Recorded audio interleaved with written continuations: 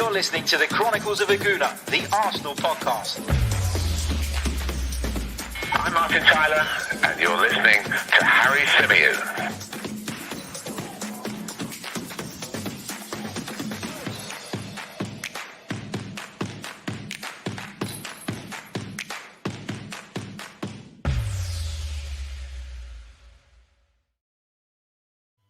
Hello and welcome back to another live edition of the Chronicles of a Gooner, the Arsenal podcast, brought to you by 90 Min. As ever, I'm your host, Harry Symeou, and I'm delighted to be joined by a very special guest on this edition. It's the brilliant Curtis Shaw. How you doing, mate? Welcome.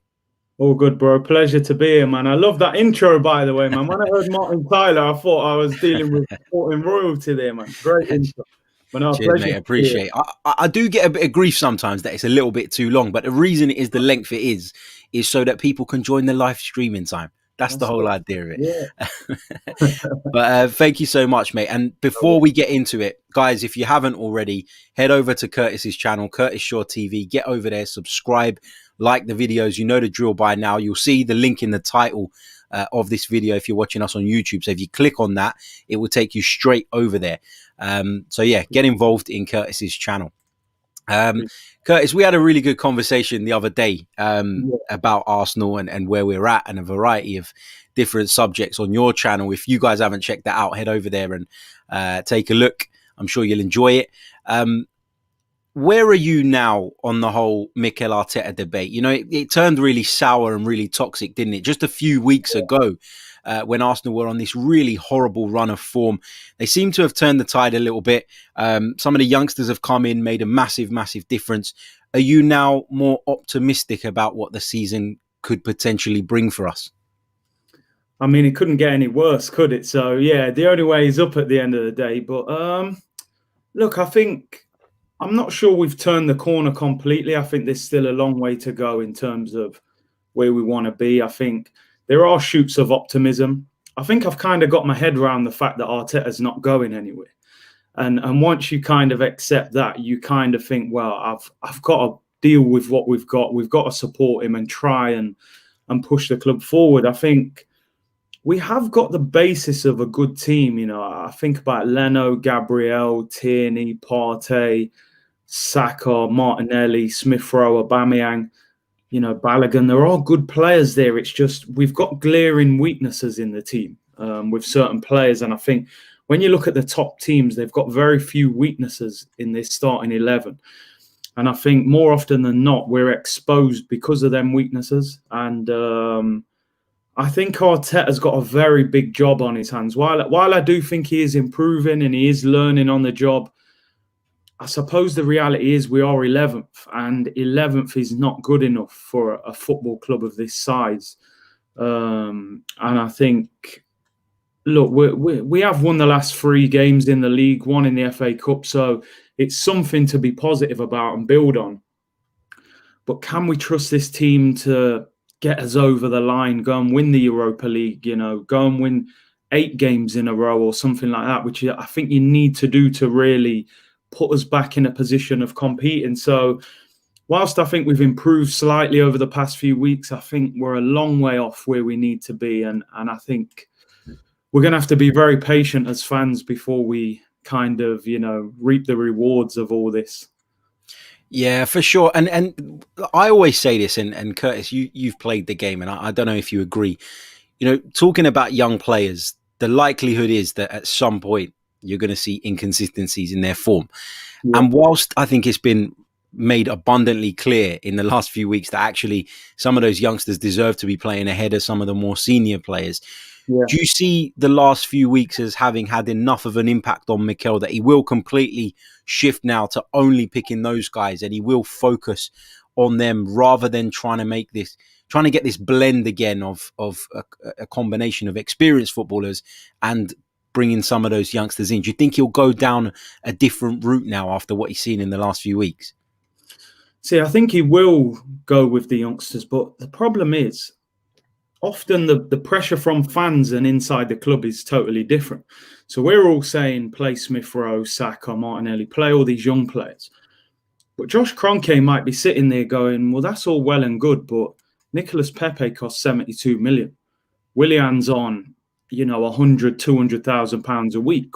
They're not just going to ignore the fact you've got players of that kind of value not playing. So sometimes what we're saying and what's being said in the club is different. So although I think, Smith Rowe's been fantastic, Saka's been great, Martinelli, apart from the injuries, they've been a breath of fresh air. But at the same time, I don't think a big football club should be relying on young players. I think it's great for them to be an addition to what is already happening. But, we saw in the Newcastle game, we didn't look like scoring. And Smith Rowe gets the goal. Everyone's saying, get Smith Rowe on, get Saka on.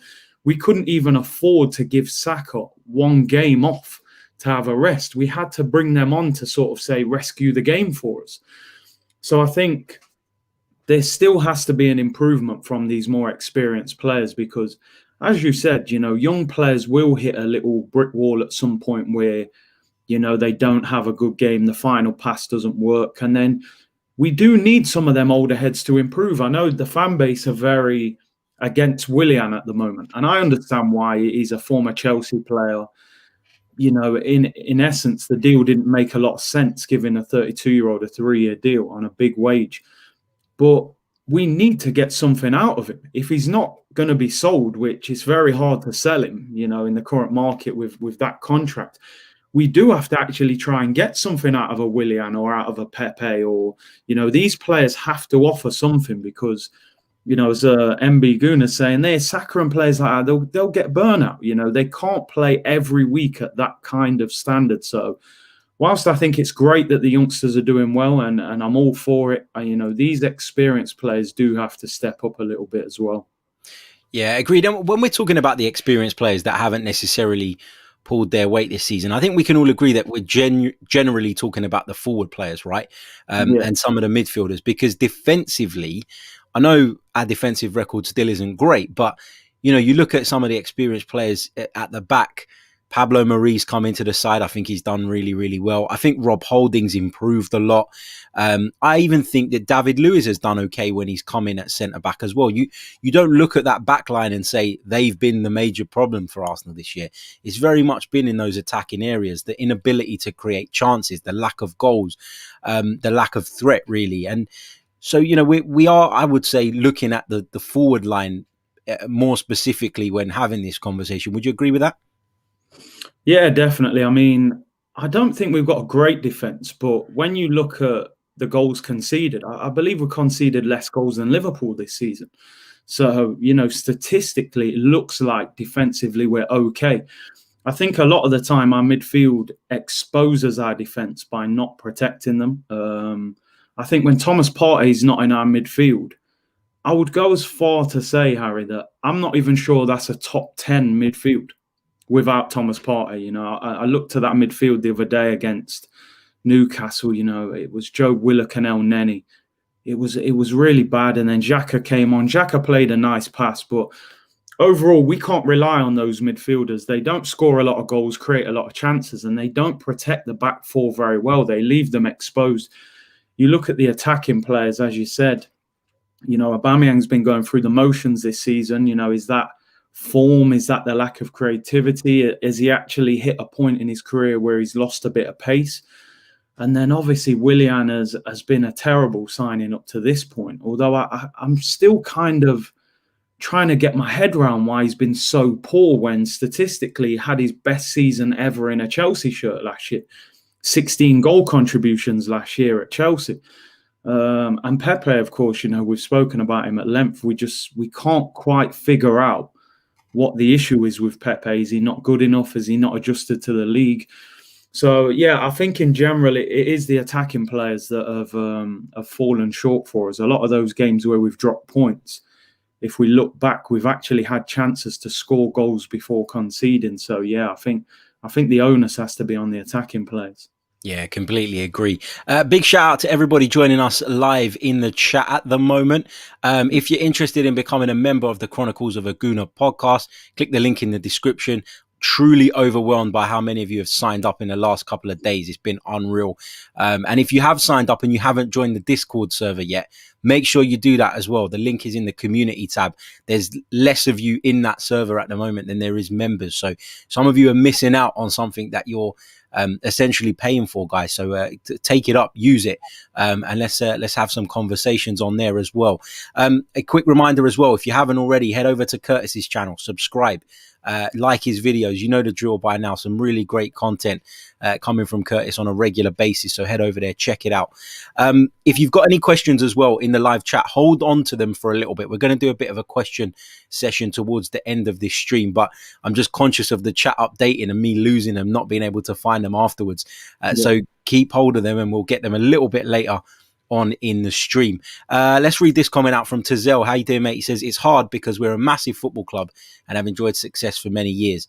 The problem started from the Wenger era with letting big players go and signing terrible players. We still haven't recovered. As fans, we are emotional, reactive, and want to be at the top level again quickly. We have to be patient and go through this transition phase. We have to accept that until Arteta and Arsenal as a club can get rid of the dead wood and bring in new signings and youngsters, we have a lot.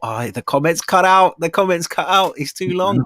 It's too long. I'll pick it up from Facebook in a second. But yeah, really, really good points up until then. Curtis, let's discuss. Obviously, I know it feels like we talk about him so much, but it seems like an exit for Mesut Ozil is closer than ever. The Fenerbahce president coming out and saying that a deal is closer than ever. It seems like that is imminent. It feels like it's just a case of crossing the I's, dotting the T's, trying to make this happen in January rather than in the summer.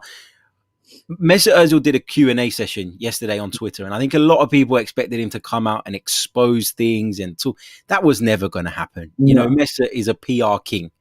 And that's exactly what he did yesterday. But I just want to share this one particular tweet with those of you watching, and I'll, of course, read it out for those of you who are listening via the audio platforms as well. He was asked about Emile Smith-Rowe. The question was put to him, your views on Emile Smith-Rowe, and he replied with, he made the difference in the last couple of games as a number 10. Really happy for him that he showed that playing with a number 10 can still make sense in today's football. I think we can all agree. Mesut's on the wind up there, hammering home the point about a number 10. Yeah. But it is true to a degree, isn't it, Curtis, that actually Arsenal have looked a lot better with a number 10. So maybe does he have a point with that? I think he's just trying to, like you said, he's a PR king, and everyone's kind of said before, haven't they, that, number 10s are finished, they've got no use. We have to play a 3-man midfield. So, the fact he's using number 10 there 3 times in that short time, I think he's letting you know that maybe he feels like there was a use for him in this team.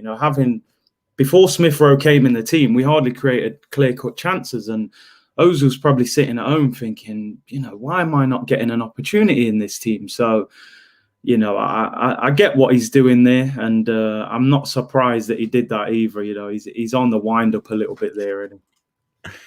He's definitely on the wind up there, definitely on the wind up. And look, as I've said time and time again, I think he's a really talented footballer. I think that we've probably wasted that talent over the last 18 months or so, not got enough out of it, maybe not used him frequently enough, but ultimately too much has happened. The damage is done, and we just need to draw a line under this whole scenario. So for me, I would rather he goes in January now. Curtis, are you of that same view?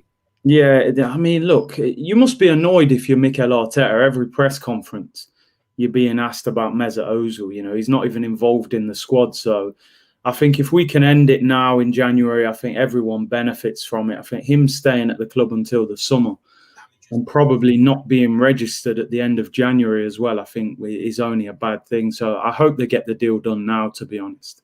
Yeah, totally agree. Don't forget, guys, if you haven't hit the like button already, please do so. I can see there's only 42 likes, but there's over 160 of you watching us across the multiple platforms at this moment in time. So please help us out with that. People asking what a Discord server is in the live chat. It's basically like a giant group chat, guys. So if you're a member, you get access to our Discord server where we talk about all things Arsenal throughout the day, really, and whenever stuff comes up. So yeah, if you are a member already, check it out. Let's discuss the FA Cup draw, Curtis. Not the ideal FA Cup draw for Arsenal. Potentially going to be facing another 2 Premier League sides in Southampton if they overcome Shrewsbury, and Wolves if they overcome Chorley. Both of those games will be away from home. It's so frustrating. You know, Mikel has just had such rotten luck with the draws. You've got to have some sympathy for him, right?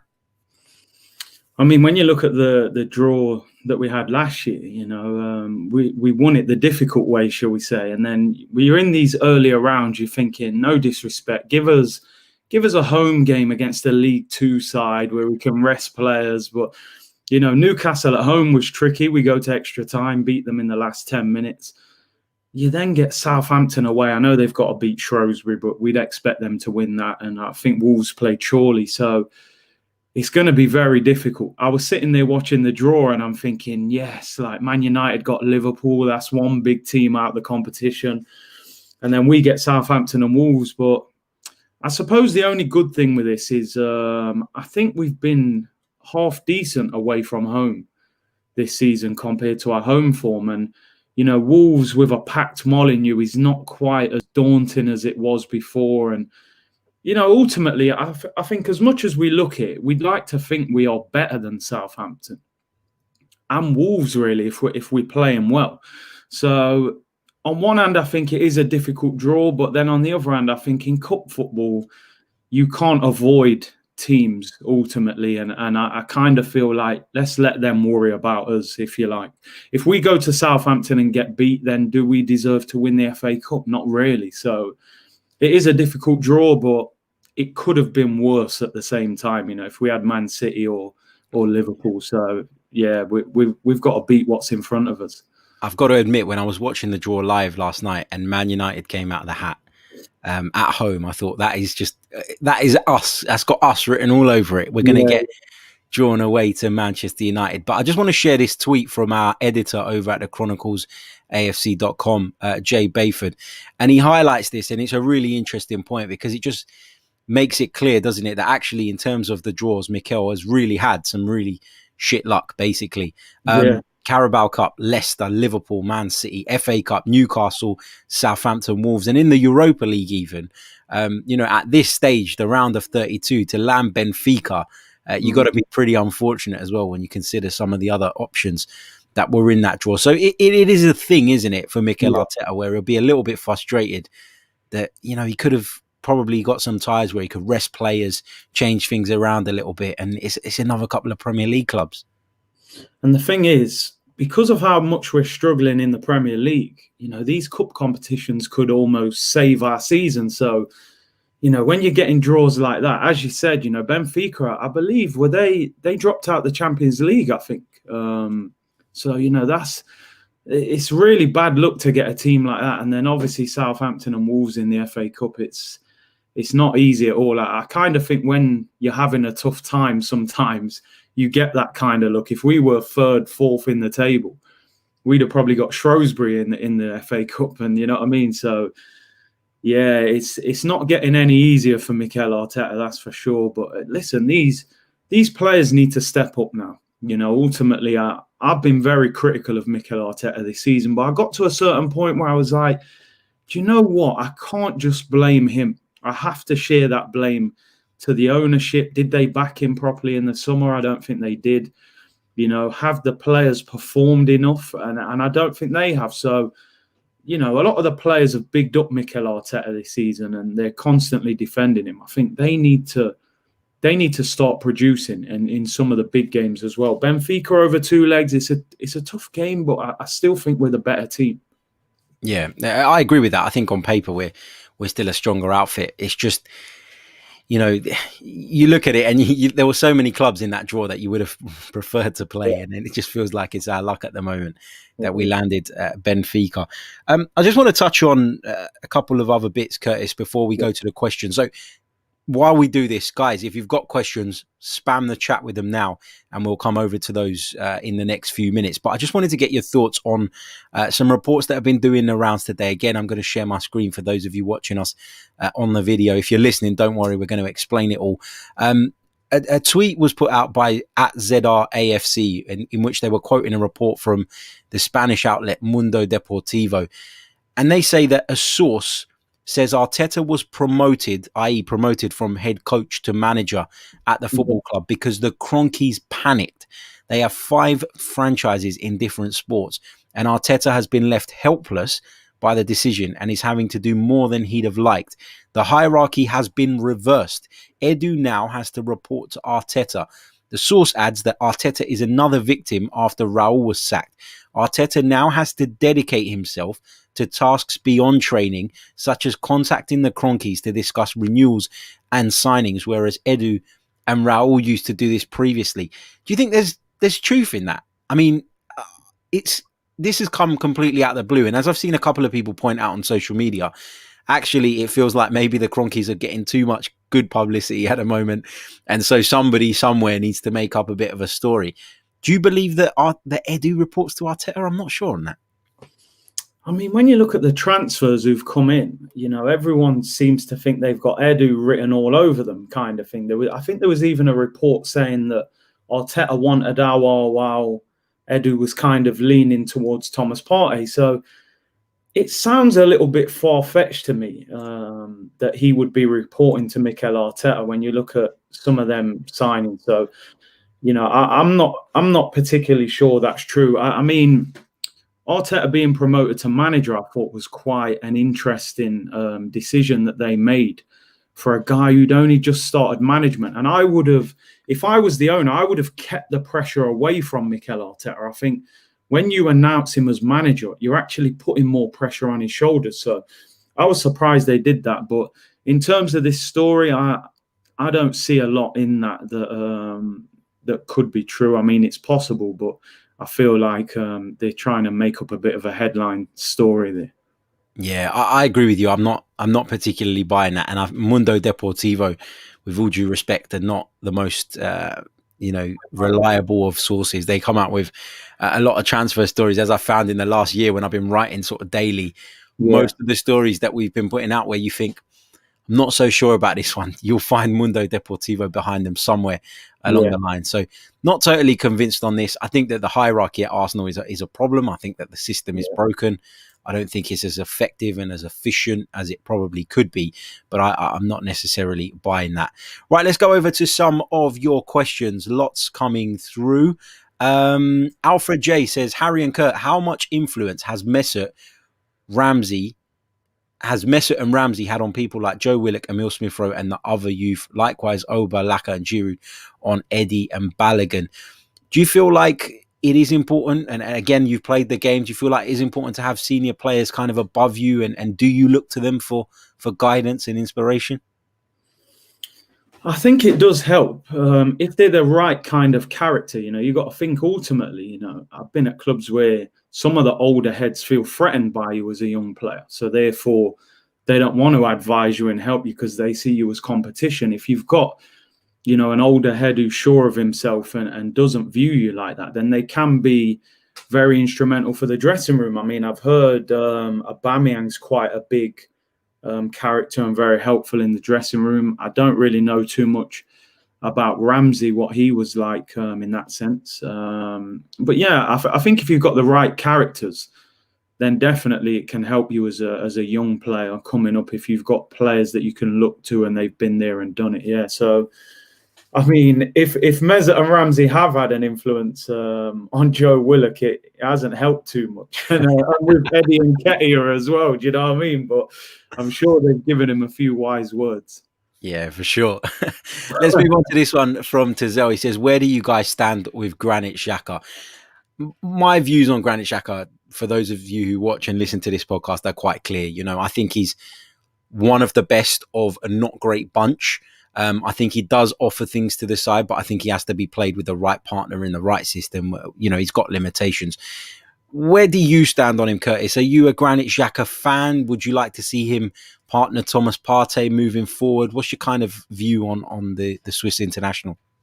I just don't think he's the answer. He's been at the club for a while now. We paid a lot of money for him, and I think ultimately, I feel like you have to babysit him to get the best out of him. You know, if you put the right, you know, you put Partey around him. He was quite good at that thing where, like Saka, when Saka was at left back and he used to bomb on, then Xhaka used to kind of drop into that left back role and cover. But for me, I think to be at a top club, if you're going to make it, I shouldn't have to look at you and think we've got to carry you through a game or a certain system has to help you get through the game. So for me, I agree with you. I think there are worse players in our midfield than Xhaka, but ultimately for me, I would like to see him moved on if we could get a decent price for him. Cool, good stuff. Let's move on to this one from Omar. He says, who would both of you get as a backup to Leno, since Runarsson is clearly not good enough? First of all, are you on board with this? Runarsson definitely isn't good enough to replace Bernd Leno. Harry, I'd rather you went in goal than Runarsson, mate. I tell you. I got big hands, man. You got big hands. I'm sure that free kick wouldn't have got through them hands, mate. No, listen, I think Runarsson, you know, they're talking now about him going out on loan or possibly being downgraded to third choice. Having watched him, what I've seen of him, I'm just not convinced he's good enough to be Arsenal number 2. You know, when you think we had Emi Martinez last year as number 2, and now Runarsson, that's a massive downgrade. So I definitely think we need a goalkeeper. Who they're going to get, I don't know. You know, there's been talk of maybe Matt Ryan, is it at Brighton, and a few others, Ben Foster. But yeah, an experienced goalkeeper who is, you know, reliable would be somebody I would welcome. Good stuff. Let's pick out another question. If I skip past your question, I'm just trying to pick questions that are different so that we can discuss as many different topics as possible. Ebby Vander asks, do we need another number 10 or will that hinder Emile Smith-Rowe's progress? See, I think at a top, if we're still a top football club, which I believe we are, even though we don't always act like it, I think you can't have one option in that role, one viable option anyway. He seems to be the only person who's worked in that number 10 role. So for me, we do need another one, whether that's a number 10 or a number 8 who gets into attacking positions. But I'm just mindful that I hope they get a quality one. Rather than forcing it in January if it's not there, you know, wait until the summer and get a proper player. Do you know what I mean? So in answer to Ebby's question, I would definitely get another creative player in, Yeah, me too. And I'm of the same opinion. I don't want Arsenal to rush into something that they're going to regret 6 months down the line during this January transfer window. We all acknowledge that we need another one. We all understand that is an area that this team needs to strengthen in. For me, I would hold on till the summer and go for a more desirable target, if that makes sense, than just looking to plug a hole with whoever's available at this moment. Aditya asks, over the next few transfer windows, Arsenal need to generate cash. Which players would you be okay with selling if you were hypothetically part of the hierarchy? So, you know, we know that Socrates is likely to leave. We know Mustafi's going. Let's forget those guys whose contracts are coming to an end. I'll start on this one. I would sell Nicolas Pepe. I would. Wow. You know, I'm not saying we're going to get £72 million for him, but if we were going to get £30 million for him, I'd consider doing it. I'd also sell Ainsley Maitland-Niles, not because I don't like the player, but he's not playing. What was the point in rejecting that bid from Wolves in the summer for him to just sit on the bench every week? Can't even come in to the side during an FA Cup tie where the manager made 7 changes. So where does he fit in? I don't know. Any sort of other players, or do you agree with any of those players, Curtis, that kind of come to your mind? I think Pepe, I would probably give him till the summer. I think between now and the end of the season is last chance saloon for me in terms of him. With Ainsley, it's a tricky one because I like him as a player, but he's just not a specialist in any position. So it's like, where do you actually play him in the team? I wouldn't be against selling, you know, I would sell Xhaka.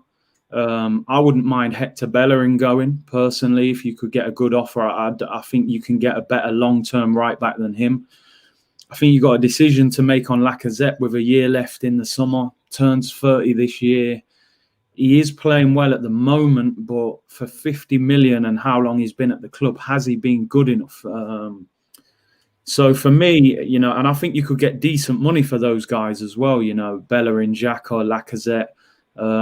There's others as well, Callum Chambers, I would let go. And Pepe, in the summer, I think you would have a decision to make on him as well. So I think you could generate money by letting those guys go. El Neni as well, probably. You wouldn't get a lot for him, but I'd let him go as well. Yeah, good stuff. I don't disagree with those, to be fair to you. Jashar says, do you think Eddie is being treated by the fans because Balogun hasn't signed a new contract, when the truth is Martinelli will be blocking both? I mean, there has been this kind of shift in opinion towards Eddie Nketiah since this whole Balogun stuff started coming out in the media about, are we going to keep him? Will he sign a new contract? At the end of the day, we don't know what following Balogun is going to be in 3-4 seasons time. As we've made the point previously, it could be another Chuba Akpom, it could be another Thierry Henry. You just don't know at this point. I feel like Eddie is getting some. I don't particularly rate Eddie. He's not a player I look at and think he has a massive future at Arsenal. No. That's no disrespect to the lad. That's where I am on him. But the treatment that he's been getting from some of our fans over the last couple of weeks or so, I think has been horrible and completely unnecessary. Where do you stand on Eddie Nketiah? And do you think that all the Balogun talk has had a negative impact on him? I mean, I agree with you in the sense that, at the moment, I don't think Eddie Nketiah is what I would call Arsenal's standard. I think the benchmark's been set by the likes of Saka. And I think you can see that Nketiah is, a full level below that. I do think the Balogun talk has had an effect on the way the fans look at Eddie Nketiah, because when Balogun wasn't in the fold, I think we just looked at Eddie as, he's just a young striker trying to make it. We don't really expect much from him. We'll leave him there to develop. Once we've seen that little bit of Balogun in the Europa League and that kind of aggression and power that he's got, I think it's made everyone look and say, hang on a minute, how come Balogun's not getting a chance? It's because Eddie Nketiah's blocking him. So then everyone's kind of looked really negatively at Eddie Nketiah, and then we're hearing rumours Balogun could go. So we're all kind of going, hang on a minute, get rid of Eddie Nketiah, West Ham are being linked with him, and give Balogun a new contract. But as you said, we don't know what the situation is behind closed doors. Balogun, Arteta says Balogun wants to stay, but his agent doesn't seem to want to. Well, as you said the other day on my show, Balogun's in control of that, not his agent.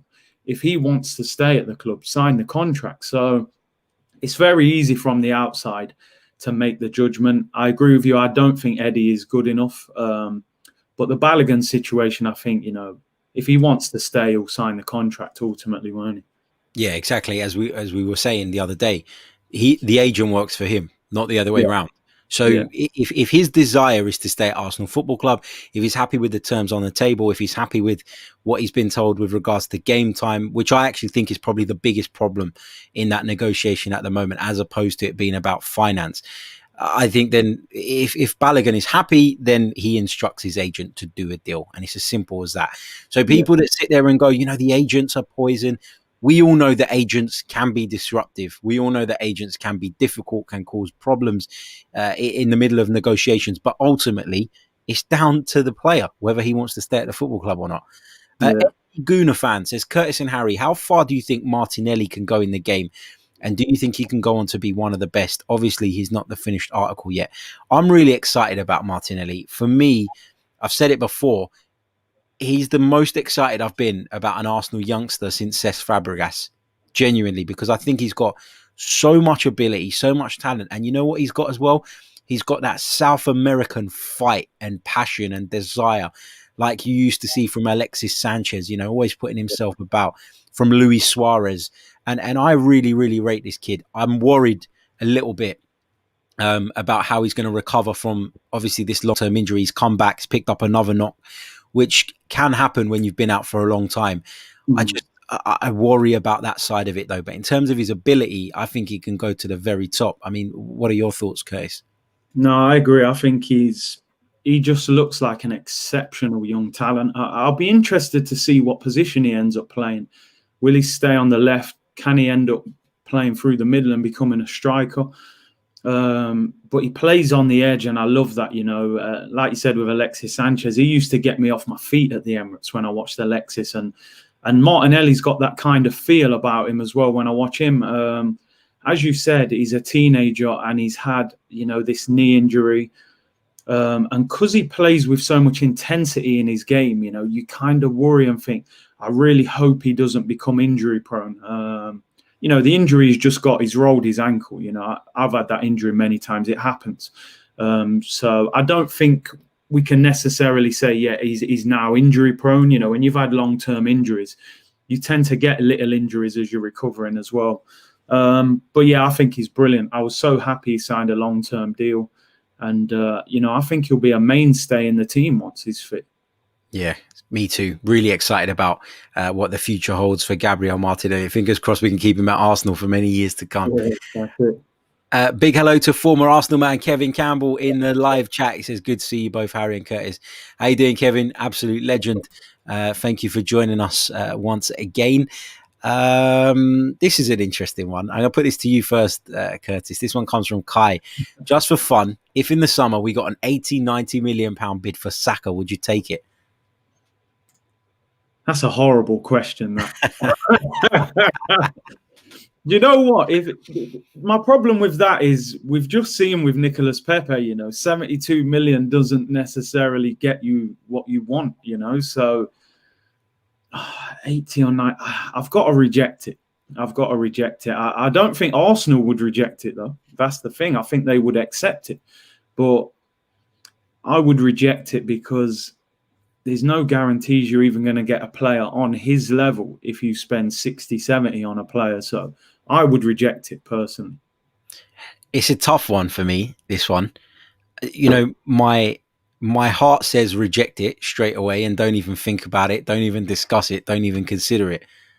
But my head says if that would allow us to complete the rebuild that we need at this football club, i.e. bring in a couple of players that will really enhance that spine that we're already trying to build with Gabriel at the back and with Partey in the midfield and Aubameyang up front. If we could add those two players that we're missing to take Arsenal from being a potential top 6 candidate to breaking into the top 4 and maybe beyond, then I would consider it. It's a lot of money, but as you said, you don't always know what you're going to get in the transfer market. You can go and spend money on players and it doesn't quite work out. So yeah, it's a really interesting question. I would consider it, but I can't say clearly whether I would take it or not. I've got to be honest. I'm going to sit on the fence here. Yeah. Xander, one of our members, asks, do you think that our inconsistencies this season can also be attributed to that Arteta has had no pre-season and is trying to change the way we're playing, squeezed between games? That's a really good point. That is a really good point, because when I think about it, actually, he came in the club mid-season and our pre-season was, 2 or 3 weeks? So he's had no pre-season since he's been at the club. So, yeah, I think a lot of that is down to that, trying to implement a system into players and having very little time on the training ground can definitely have an effect. And I think we've seen that. And I think also Mikel Arteta's learning the job himself ultimately. So he probably needed the pre-season for himself just to slow down and figure things out. So, yeah, I think that's a great point, man, and I agree with it. Yeah, it's a fantastic point. Thank you so much, mate. Let's pick out a couple more questions before we wrap up this live edition of the podcast. We've discussed the Emile Smith Rowe already, but Sudanwa asks, we've been over-reliant on certain players in recent years, and we're threatening to go down that route with Emile Smith Rowe. Given he is so young, I'm concerned it might affect him negatively. Thoughts? Do you think as a young player, Emile Smith Rowe will feel that weight of expectation on his shoulders? Or do you think he's still at that point where he's just enthusiastic, willing to play? Do you feel like mentally, I know we've spoken about physically, the injuries he's had and the pressure and all of that, but mentally, do you think it could have a negative impact on Emile Smith Rowe? I mean, at the moment, I don't think it will. I think in his game, he just looks enthusiastic and excited. He jumps on social media after the games. He would have been desperate last season when he was at Huddersfield in the Championship in a relegation battle to be playing for Arsenal and fans relying on him. I think at the moment he will be really enjoying it. Maybe over a longer period of time, if it might weigh him down a little bit. But I think at the moment, he looks like he's thriving on it. Saka looks like he's enjoying it as well. So I think Smith Rowe, between now and probably the end of the season, will be really excited by it. Yeah, no, good stuff. Let's pick out just one more comment from one of our members, Harry, who says, we should loan Pepe out now, get his confidence back, drive his value up and reassess in the summer. He's not going to improve sitting on the bench and playing once every few weeks. What's your thoughts on that, Curtis? Is that something you consider? I wouldn't loan him out personally, even though Harry makes a good point there, maybe the game time and boost his confidence. But, I think we need to deal with him, if you know what I mean. I think we're giving him to someone else is kind of like you sort him out. Passing the buck. You know what I mean? If you look at that right-hand side of our team, we're playing Saka there at the moment. But if he doesn't play, who we playing? Willian, I don't want him in the team. Nelson, who struggled. I think there will be a stage this season where Pepe gets games. I think he will get a run of games at some stage. Maybe Saka ends up on the left or somewhere else.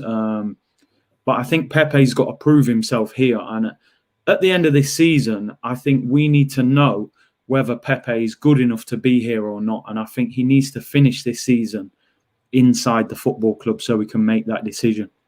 Yeah, I agree. I would keep him on. But as you said, Harry makes a great point. If that game time is what we feel or is what people feel he needs to get back on track, then you can understand that viewpoint, certainly. Yeah. Right, that brings us to the end of this live edition of the podcast. My thanks to Curtis for joining me. It's been an absolute pleasure talking to you, mate. I'm sure the listeners have loved it. Don't forget, head over to Curtis's channel, subscribe. Make sure you've done that. You'll be missing out on some great content if you don't. So please head over there and do that. If you're enjoying what you're seeing here, click the link in the description for more information on our membership scheme and the benefits and perks that come with that. There are 3 different tiers. Check it out. Quick reminder, if you've already signed up, which lots of you have, and I'm massively thankful for, make sure you join the Discord server because it is part of the benefits. And I can see that some of you still haven't come over there. Not that you have to, but I just don't want you to miss out on something that you're essentially contributing to. So please check that out if you haven't done already. We're going to be back later on today with another live stream. If you're listening via the podcast, keep an eye on your feed for the next update. We'll be talking a little bit more on the transfer front. So until then, take care of yourselves. Curtis, thank you so much, mate. No worries, bro. Thanks for having me on. Big up everyone in the chat and keep up the great work on your channel. Cheers, mate. All the best.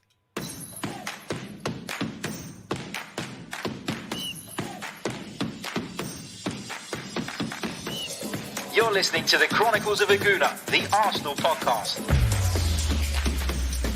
I'm Martin Tyler, and you're listening to Harry Symeou.